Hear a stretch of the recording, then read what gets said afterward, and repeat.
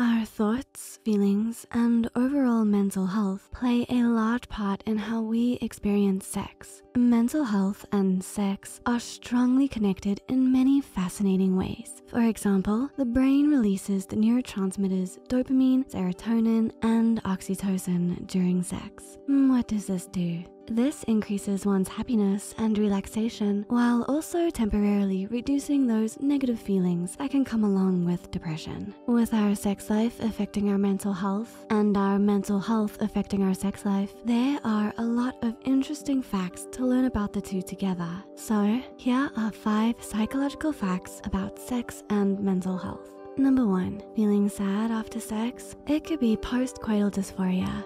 You've just had great sex, but then you start to cry.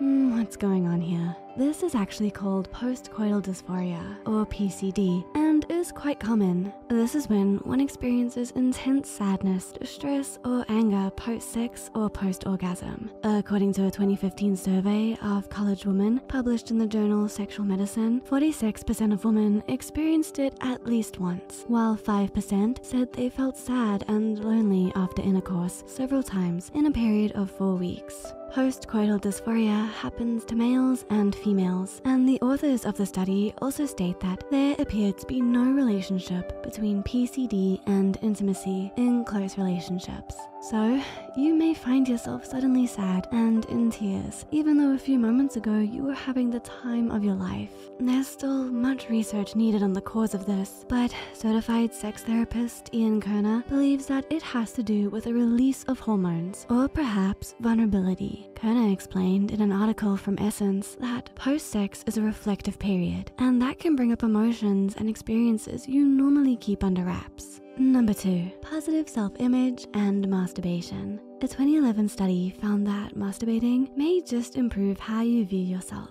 The study states that among women, masturbation in childhood and adolescence has been associated with positive sexual experiences later in life and a healthy self-image. In another study of adolescent females aged 16 to 18, those with negative or indifferent views about masturbation reported negative first sexual experiences compared with those who held positive views of masturbation. That can make a big difference depending on if you've mastered masturbation.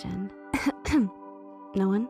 While the study's results indicated the majority of males reported masturbation at 73.8%, while females reported at 48.1%, the topic is still highly stigmatized with a negative view. The study states, underreporting by adolescents has been found even with the use of confidential reporting techniques, further showing the shame and guilt that can be rooted in this topic for some. The study goes on to include highly interesting information on the topic, with sex education often omitting the topic of masturbation, parents having a difficult time discussing the topic with their child, with some having, the study says, the hope that their children will view masturbation unfavorably. The study also explains that in 1994, when US Surgeon General Jocelyn Elders recommended including masturbation as a topic in public sexual education, she was heavily criticized and ultimately resigned. So, what's all the fuss? It looks like from the results of this study, your sexual experiences and self-image may just have a chance to improve a bit.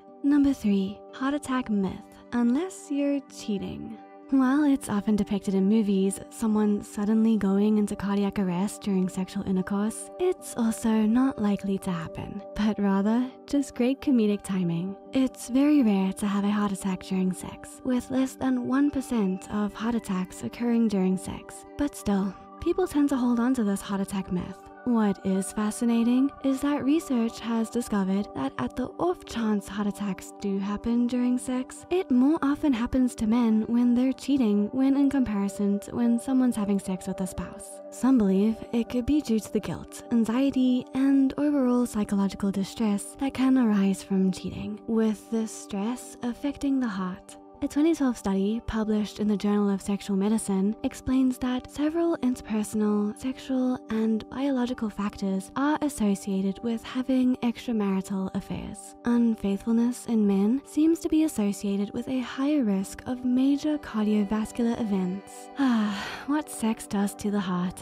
Number 4, arousal non-concordance. As mentioned before, our thoughts, emotions, and state of mind are an important part in sex and arousal. A research study published in 2020 found that sexual inactivity increased among US adults, predominantly younger men, between 2000 and 2018, with potential public health implications. So why is this happening? The study's authors have a few ideas. The study states that rates of depression and anxiety have increased among young US adults. US adolescents are increasingly postponing the start of adult activities, including sex and dating. And it has been hypothesized that the introduction of smartphones has resulted in less opportunity for and skills in real-world human interactions. So how much can anxiety affect someone's sex life?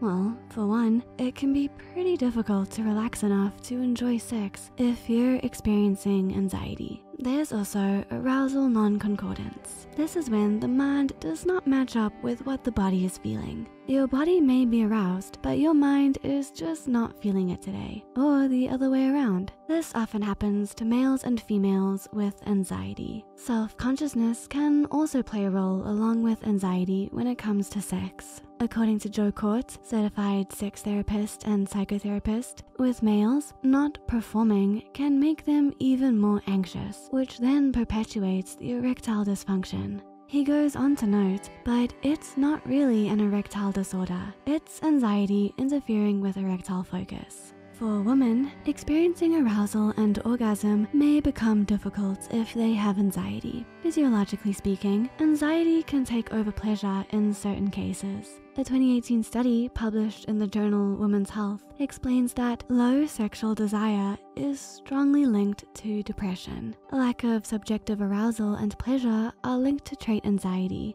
The sensations of physical sexual arousal may lead to fear rather than to pleasure.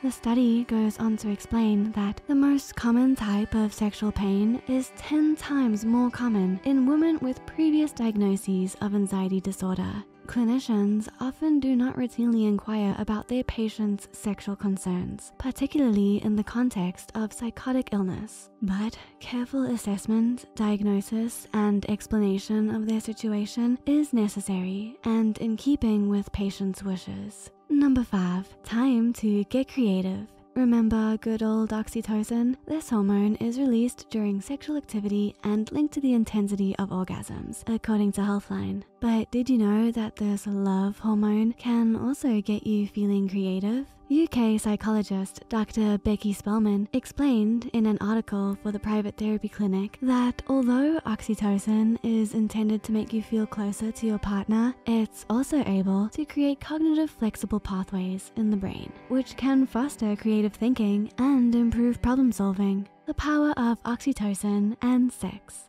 So, did you learn something new about sex and mental health? What were you most surprised to learn from this video? Feel free to let us know in the comment section down below. Share your thoughts. Get creative. No, not that way. Not here, folks. Did you enjoy this video? If so, make sure to hit the like button, share this video with someone who could use it, and subscribe for more psychology content. Thanks for watching, Psych2Goers. See you next time.